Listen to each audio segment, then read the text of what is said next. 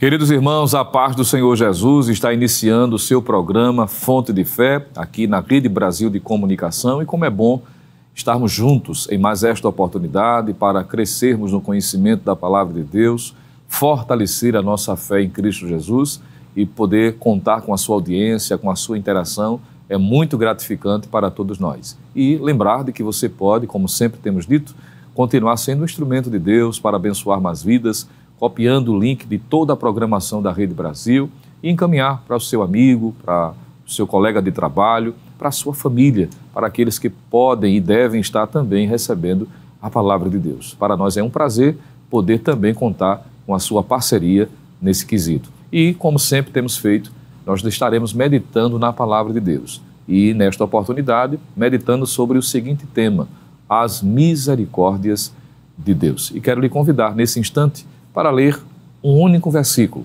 Romanos capítulo 12, versículo 1, e partindo desta expressão paulina, meditar sobre as misericórdias de Deus. Vamos ler, portanto, o que diz a palavra do Senhor. Rogo-vos, pois, irmãos, pela compaixão de Deus, que apresenteis o vosso corpo em sacrifício vivo, santo e agradável a Deus, que é o vosso culto racional.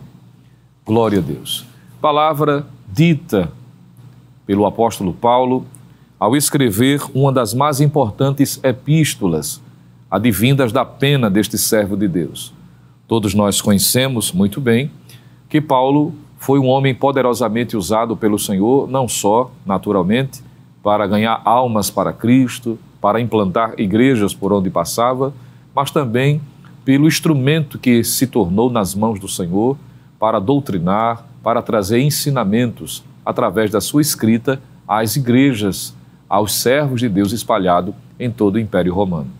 E, quando lemos a Epístola de Paulo aos Romanos, sabemos que esta é uma das mais importantes.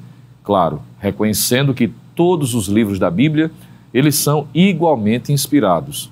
Isso não significa dizer, obviamente, que não há um livro mais inspirado do que outros. Mas quando nós comparamos alguns escritos, percebemos que há alguns desses que se destacam pela sua natureza no sentido de conteúdo nele revelado.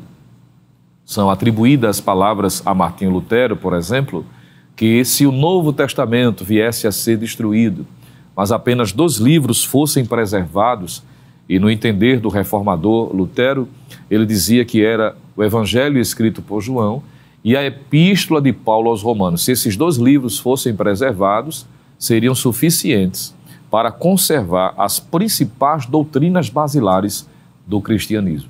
Exatamente entendendo o conteúdo doutrinário que esta Epístola aos Romanos ela possui.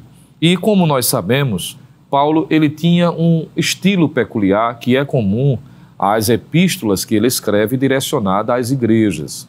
Paulo sempre trazia o ensinamento, o que se chamaria de ortodoxia, ou seja, a parte doutrinária, em que ele está trazendo o ensinamento propriamente dito, mas também nós encontramos uma segunda parte da epístola, o que é chamado pelos estudiosos de ortopraxia, ou seja, a parte prática, a doutrina resultando em comportamento, porque para Paulo o ensinamento não se limita apenas a esbanjar conhecimento, apenas passar informação. De acordo com um certo expositor bíblico, ele entendia que a Bíblia nunca deve ser ensinada como a doutrina para simplesmente torná-la conhecida. Ela é ensinada para se tornar conhecida e levar à sua praticidade. Ou seja, existe a necessidade da ortodoxia e a ortopraxia. É o conhecimento que resulta em comportamento. E é por esta razão que Paulo sempre usava esta metodologia. Na Epístola aos Romanos, isso não foge à regra, porque quando lemos dos capítulos 1 até o capítulo de número 11, é encontrado essa parte doutrinária, instrutiva, em que Paulo traça, não é, uma realidade espiritual partindo da pecaminosidade do ser humano, da universalidade do pecado, passando pela misericórdia, a bondade, a graça de Deus, pela salvação em Cristo Jesus e resultando o alcance desta salvação, tanto a judeus como aos gentios, o que era a mensagem pregada por ele. Isso está em Romanos capítulo 10, quando ele diz que de forma muito clara não existe outro meio de salvação, seja para o judeu ou para o gentio, se não for apenas por Cristo Jesus. E a partir do capítulo de número 12, que foi o texto que nós iniciamos a reflexão, nós encontramos o início do que é chamado de a parte prática, a parte em que Paulo traz agora à tona a necessidade de partir do conhecimento para a vivência. E dentro desta vivência, do capítulo de número 12, Paulo trata a respeito das misericórdias de Deus, já que nós estamos com o propósito de falar sobre elas, as misericórdias de Deus. Na versão corrigida, nós encontramos o apelo de Paulo, a convocação de Paulo neste capítulo de número 12, dizendo: rogo-vos, pois, irmãos, pela compaixão de Deus, que apresenteis o vosso corpo em sacrifício vivo, santo e agradável a Deus, que é o vosso culto racional. Veja que na versão corrigida que tenho em mãos, nós encontramos a expressão compaixão de Deus. Mas pode acontecer de você estar com a versão atualizada ou outra versão que, assim como a atualizada, no lugar de traduzir como compaixão, tem a expressão misericórdia. Porque Paulo está tratando exatamente desta base, desta realidade, para anunciar a necessidade dos cristãos em Roma para viverem uma vida de santidade, partindo da realidade, da evidência da misericórdia de Deus. E quando nós falamos sobre misericórdia, a propósito, esta palavra ela é muito recorrente na Bíblia. Ela ocorre cerca de 158 vezes. Há quem diga que 99 vezes no Antigo Testamento e 59, ou aproximadamente isto, 59 vezes no Novo Testamento.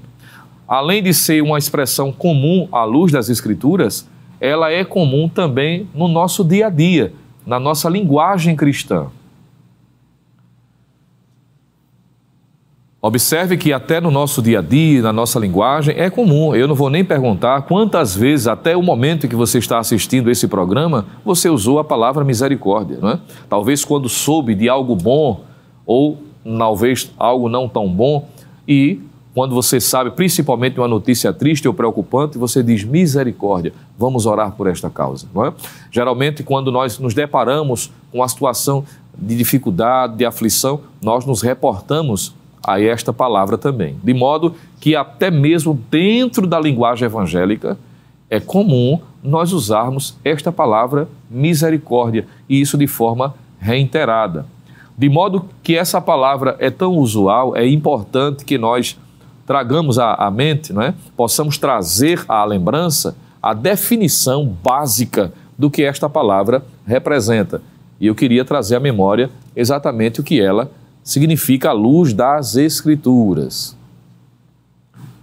Quando nós analisamos a Bíblia Sagrada, a expressão misericórdia, ela possui o sentido básico de beneficência, de bondade, de misericórdia, de generosidade, compaixão pelas adversidades dos outros. Alguém disse que, teologicamente, esta palavra pode ser entendida como uma compaixão suscitada pela necessidade do próximo, pela miséria do próximo.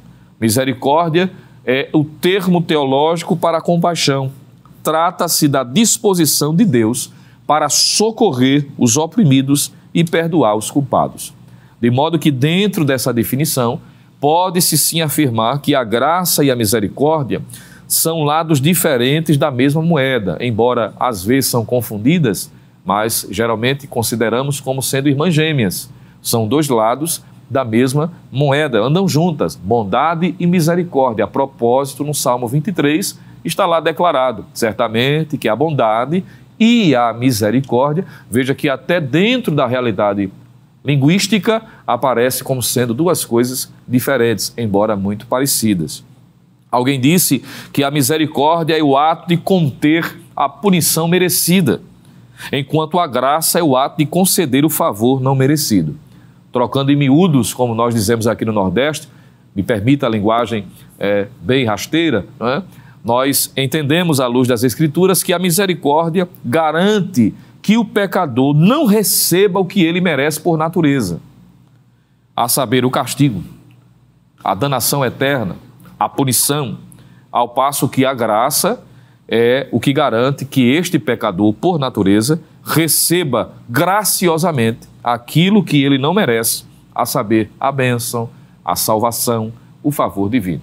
Então observe que a misericórdia ela se manifesta como sendo uma ação graciosa também de Deus, um ato de conter a punição, que seria o que intrinsecamente os pecadores, o homem como pecador, ele merece. E quando nós falamos sobre a misericórdia, logo, a Bíblia nos diz que o nosso Deus é o Deus da misericórdia. Em 2 Coríntios, capítulo 1, versículo 3, a Bíblia diz que Deus é o Pai das misericórdias. Jesus disse em Lucas 6,36 que o Pai é misericordioso. Quando nós olhamos textos como 1 Crônicas, capítulo 21, versículo 13, o Salmo de número 51 e o verso 1, nós encontramos que as misericórdias do Senhor são muitas, elas são incontáveis. Em Números 14 e 19, diz que elas são grandes, isso fala da extensão, da magnitude, da grandiosidade. Em Salmo 25, verso 6, diz que elas são eternas, elas são infindas. Salmo 109, verso 21, diz que elas são boas. Salmo 54, o verso 10, diz que elas são imutáveis. E você há de lembrar que em Lamentações, capítulo 3, o versículo de número 22, o profeta Jeremias nos diz que as misericórdias do Senhor são as causas de nós não sermos consumidos. Veja que a Bíblia diz que Deus é um Deus de misericórdia. Paulo disse, ao escrever a sua epístola aos Romanos, a propósito, foi assim que ele finalizou o capítulo de número 11 da sua epístola aos Romanos. No versículo de número 32, ele diz que esta misericórdia se estendeu a todos os homens de forma indistinta, ou seja, ele não fez acepção de pessoas. Ele usou de misericórdia para todos, de modo que não há um que recebe mais misericórdia do que outro. Deus age de forma misericordiosa, igualmente para todos. E que os gentios, eles deveriam glorificar a Deus, porque foi exatamente este ato de misericórdia que incluiu os gentios, ou seja, os não-judeus, na obra ou no advento, no plano da salvação. Isso fica afirmado em Romanos capítulo 15, versículo de número 9. E que Deus é riquíssimo em misericórdia. Isso está em Efésios capítulo 2, versículo 4. Veja que Paulo usa o termo no superlativo, dizendo que Deus é riquíssimo em misericórdia. De modo que estas misericórdias são grandiosas, estão personalizadas, personificadas, melhor dizendo, na pessoa de Deus. E Deus tem dado provas da sua misericórdia.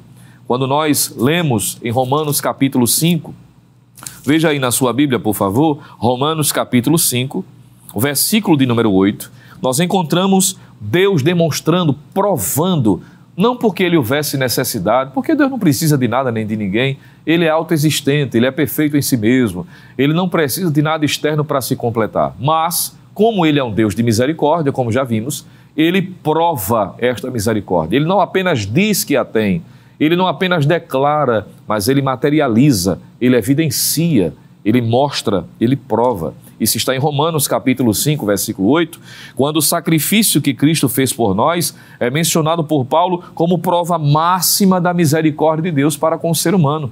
Em Romanos 5 e 8 ele diz, mas Deus prova o seu amor para conosco, em que Cristo morreu por nós, sendo nós ainda pecadores. O apóstolo, na sua epístola aos Romanos, se reporta exatamente estas demonstrações de amor de Deus para com o ser humano como sendo a justificativa, a motivação para os cristãos viverem uma vida consagrada, conforme está claramente visto em Romanos 12:1. Então veja que Paulo ele se reporta a demonstrações dessas misericórdias para levar aos seus leitores originalmente, e como esse texto é a palavra de Deus para nós, isso também se aplica à intenção original de Paulo para que hoje nós possamos ler o texto sagrado e sermos levados a vivermos uma vida de consagração, de santidade, de devoção a Deus, de entrega plena e total, exatamente motivado por esses atos de misericórdia.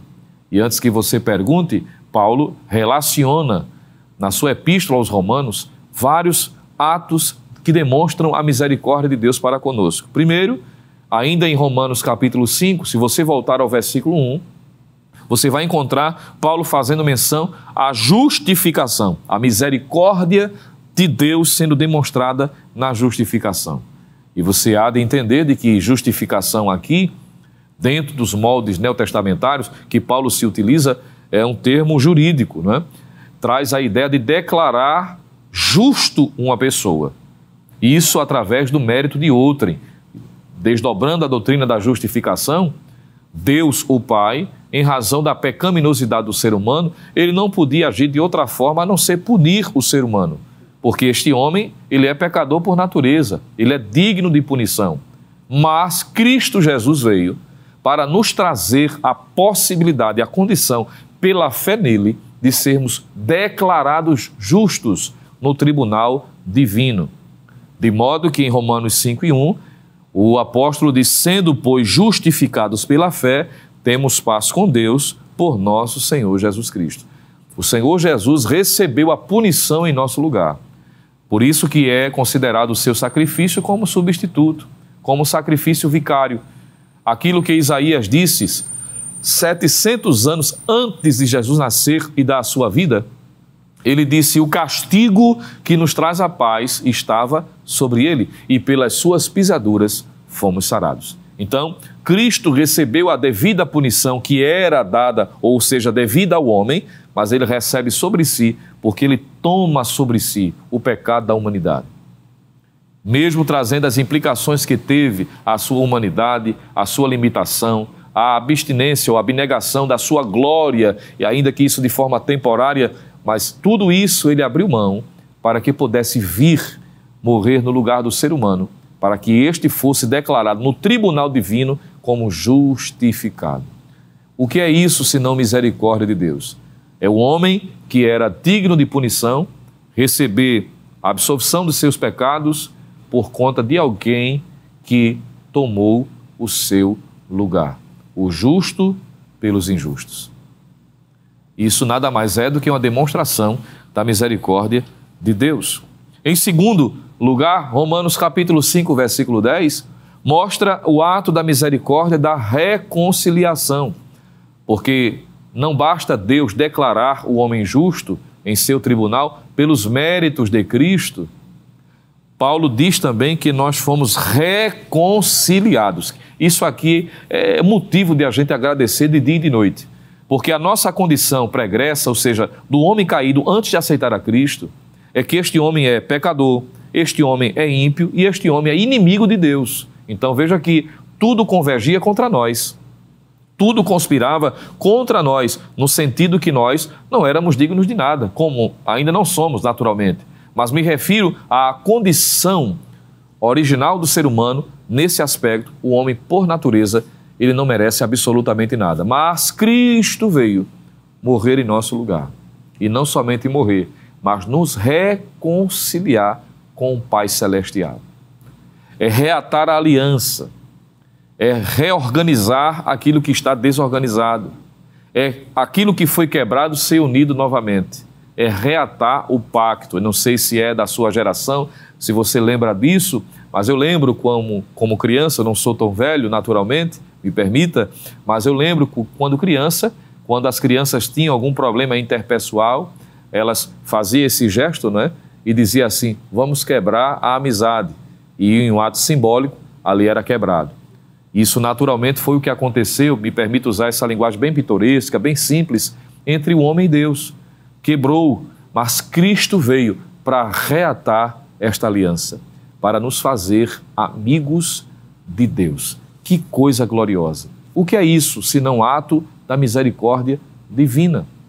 Homens pecadores, por natureza, ímpios, inimigos de Deus, mas agora vivermos uma vida de reconciliação com o Senhor. Mas parou por aí?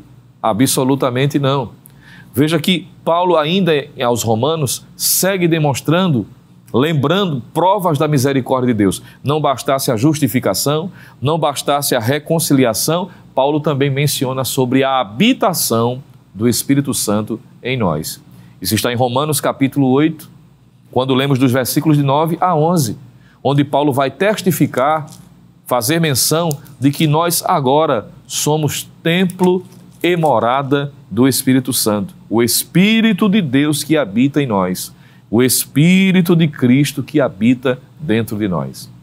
Não bastasse a justificação, não bastasse a reconciliação, nós agora somos a habitação do Espírito Santo de Deus. Deus habitando em nós por meio do seu Espírito. O que no Antigo Testamento era tido como privilégio para alguns, não para todos. Você há de lembrar de que na antiga dispensação o Espírito atuava de forma específica, em pessoas específicas, para momentos específicos, para atividades específicas. Mas, agora na nova dispensação, na nova aliança, Cristo nos proporciona, não para um, não para dois, mas todos quantos de fato aceitam verdadeiramente Ele como Senhor e Salvador de suas vidas, serem templo e morada do Espírito Santo. Isso equivale a dizer que Deus habita em nós. Alguém concordando, acreditando ou não, é a Bíblia que diz isto. Nós fomos selados pelo Espírito Santo da promessa e Ele é o penhor, Ele é a garantia que nós pertencemos a Deus e que nós seremos arrebatados. Isso está em Efésios capítulo 1, versículo de número 13. Nós recebemos o Espírito Santo habitando dentro de nós. Veja, e Ele habita, Ele não reside temporariamente, não é uma casa de veraneio, que Ele vem, passa um momento e depois vai embora. Ele habita, Ele está conosco todos os dias. Você sobe no coletivo, Ele sobe com você. Você entra no seu transporte, Ele entra com você. Você está na sua sala de aula, seja na escola, na faculdade, no curso, o Espírito Santo está dentro de você. Você está nas suas ocupações as mais variadas, até mesmo as domésticas, e Ele está com você. Que coisa maravilhosa! Nós estamos nesse momento juntos meditando na palavra de Deus e Ele está em nós, Ele está sobre nós. Louvado seja o nome do Senhor para sempre. O que é isto, senão atos da misericórdia de Deus? E eu não sei se isso alegra o seu coração. O meu transborda de alegria, porque entender que dentro de vasos de barro, Deus colocou esse precioso tesouro que é o Espírito Santo habitando dentro de nós. Você tem alegria por ser templo e morada do Espírito Santo?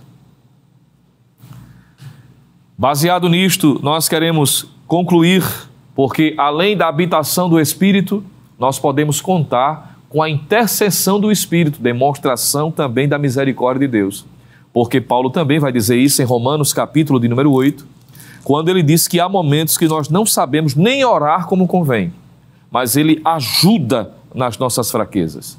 E este Espírito que habita em nós intercede por nós com gemidos inexprimíveis. Romanos capítulo 8, versículo 26. E este Espírito testifica com o nosso Espírito que nós somos filhos de Deus. Veja, se a Bíblia dissesse que, como crentes salvos em Jesus, fôssemos primos de Deus, já era muita coisa. Se a Bíblia assegurasse que nós fôssemos primos de Deus, já estávamos no lucro. Mas a Bíblia diz que nós somos filhos de Deus. E você sabe que um grau de parentesco, ainda que nós amamos, não é? Os primos, as primas, enfim, faz parte da família, mas filho é um grau diferenciado de fraternidade, de aproximação. Porque filho é filho. E você dizer e ter o conhecimento e a afirmação bíblica e a garantia do Espírito Santo que habita em nós, que você é filho e você é filha, isso nada mais é do que atos de misericórdia de Deus. Eu sei que as lutas são grandes, as adversidades nem se fala, mas você e eu temos motivos de sobra para vivermos de acordo com a vontade divina, aceitarmos o seu projeto para a nossa vida, porque Ele tem agido com muita graça e com muita misericórdia. E este Pai da misericórdia, Ele também é um Deus gracioso que nos ajuda para que possamos seguir firmes, servindo a Ele com alegria e reconhecendo a sua grandeza e as suas obras em nossa vida. Façamos uma oração nesse momento de rendição, de agradecimento, de reconhecimento, pedindo que as bênçãos de Deus continuem repousando sobre nós e que possamos viver, seguir vivendo uma vida comprometida com a santidade em razão das muitas misericórdias que temos sido alvos pelo Senhor. Pai querido, Deus de poder, nós queremos te louvar pela tua palavra, agradecer por tua fidelidade, pela tua compaixão, pelas tuas misericórdias demonstradas em nossa vida. Ó Senhor, como tu tens sido grandioso e misericordioso. Pois a tua Bíblia, a tua palavra, a Bíblia Sagrada diz que tu és riquíssimo em misericórdia e nós reconhecemos todos os dias as tuas misericórdias em nossa vida. Continua ajudando-nos, Senhor, para que possamos continuar nutrindo esse sentimento de gratidão e de reconhecimento, que as tuas misericórdias são as causas de nós não sermos consumidos. E a tua paciência, Senhor, é demonstrada todos os dias por atos de misericórdia. Assim nós te agradecemos por tudo que tu és em nossas vidas, em nome de Jesus.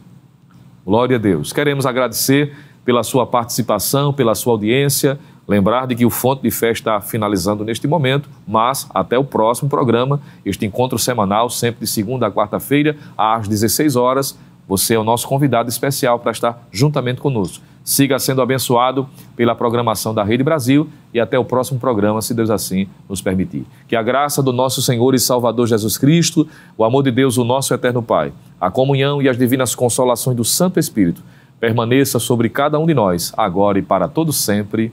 Amém.